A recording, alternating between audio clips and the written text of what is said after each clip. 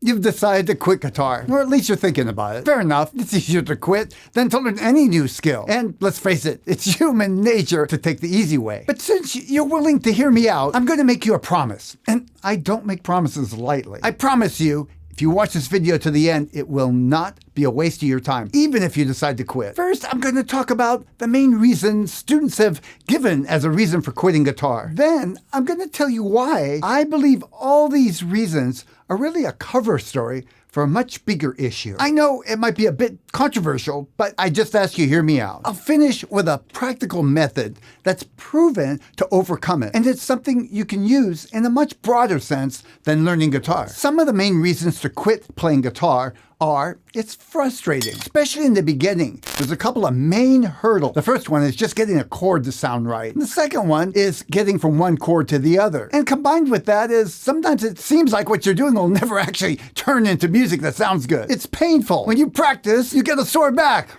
Maybe the tips of your fingers are really sore or your wrist is hurting. Are you dealing with early signs of arthritis? No time. I get that a lot.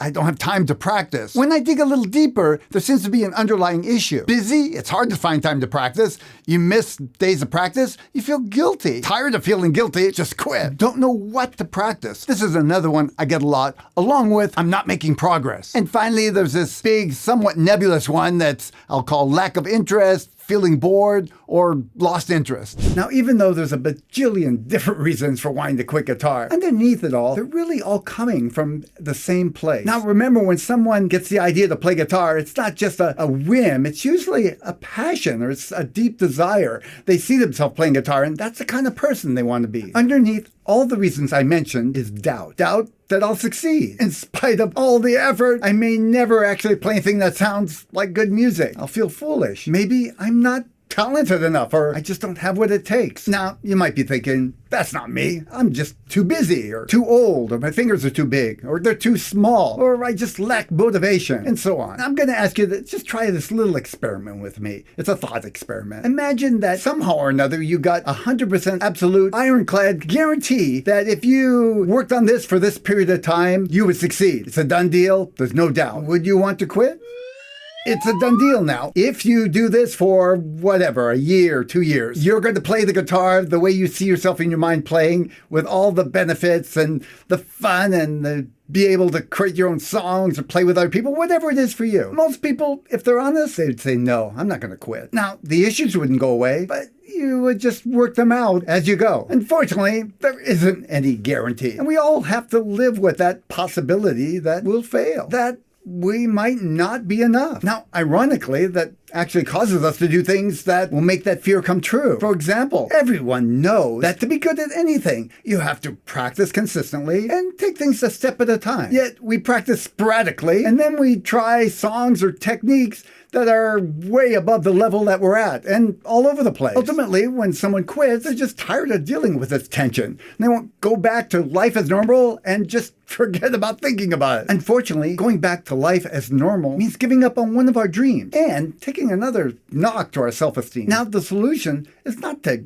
get rid of the doubts. Yes, be aware of them, but trying to get rid of them directly is like trying to lift yourself up by your shoelaces. It just doesn't work. What does work is creating evidence that you can do this. And the best way to do that is to create the habit of daily practice. Now, I know what some of you are thinking. If I was motivated, or if I knew what to practice, I would practice. I'm going to challenge that. I say that's backwards. Motivation comes from making improvements. Knowing what to practice comes from practicing, figuring out what you need to do next, making more decisions, practicing some more, and so on and so on. When you create the habit of practicing, you can apply different methods to solving all the other issues. Now, I get it may be easier said than done, but it is very doable by anyone. With this in mind, I'm going to give you one practical thing you can do right now. No, it's not pick up your guitar and start practicing. Before you give up, I want you to do a 30-day practice challenge. Here's how it works. Print out the 30-day challenge sheet. I've created one already, and you can have a copy of mine. I'll put a link below. Make a commitment to practice for a minimum amount of time for 30 days straight, no breaks. But here's the rub. That minimum can be a very small amount of time. If you're new to this, I'll recommend 10 minutes a day. Really, 10 minutes. After every practice session, I want you to put a red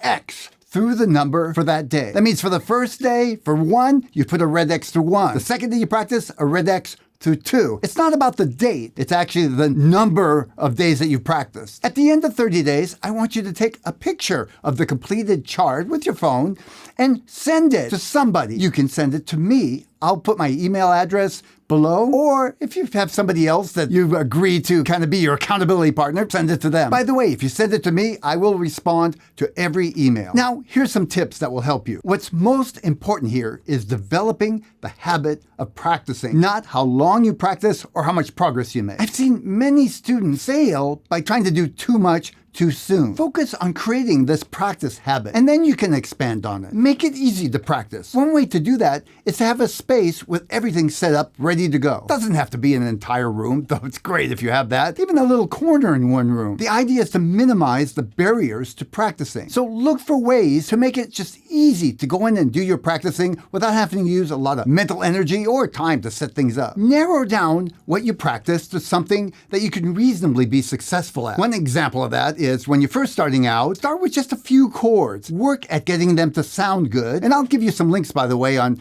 how to work on chords. And then take those 2 chords and work on changing from one to the other. Once you get to about 80%, that's a number I use to just how you feel about how successful you are, then add the 3rd chord and do the same thing. And then when you're ready, the 4th chord. Are you feeling pain when you practice? Take time to stretch before you start. Then start slow with a warm-up and make sure to put no more pressure on the strings than you absolutely have to get a good sound. Keep your practice sessions short. I'll put a link below to more tips on how to deal with pain, as well as some stretching exercises. Don't know what to practice? You've got 3 choices. Find an instructor to help you, sign up for some online lessons, or piece together your own program using YouTube and blog posts. Each of them has pros and cons. Whatever you decide, I recommend that you organize your practice time into 3 sections. You start off with a warm-up. This is a smaller part of your practice. Then you work on something that will move you forward. That's just a little bit above your level that you need to work on. Not so high that you have no chance of getting it. A little above your level. That's the bulk of your practice. Then you end your practice with something you can do or something that's fun. So you leave on a positive note. This way you balance learning new things that'll keep you moving forward, but at the same time doing stuff that makes you remember why you wanted to play guitar to start with. Now here's one that might be hard for some of you to swallow. Willpower and feeling motivated are overrated. Many students seem to think they need to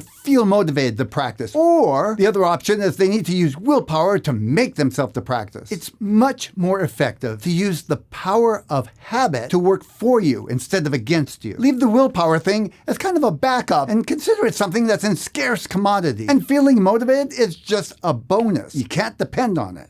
As I film this, I've just completed one of the 30-day practice challenges. It really helped me a lot. I actually enjoyed putting X each day. It was kind of fun. Even when I had a difficult day, putting that X helped me feel like I had one small success for that day. And I found that because I didn't want to break the chain, it gave me extra incentive to do my practice. There were a few days in there that I think I would have failed, except I had so many X's lined up already, I didn't want to ruin it. Over a period of the 30 days, I found the practicing got easier. Before in the past, when I wouldn't practice for a few days, I kind of forget what I should be working on or what I worked on last, and it was kind of hard getting started. But because I was practicing every day, it was easy for me to remember what I practiced the day before, what I needed to work on, and to notice the improvement little by little. The process is definitely a confidence builder. And I don't mean just around playing guitar. It proved to me that I can make a commitment to myself and keep it. I know it seems like a small thing, but it's one of those small things that make a big difference on how I feel about myself. I've included links below with more details on many of the tips that I've mentioned. You'll find this very useful. There's also a link to download your very own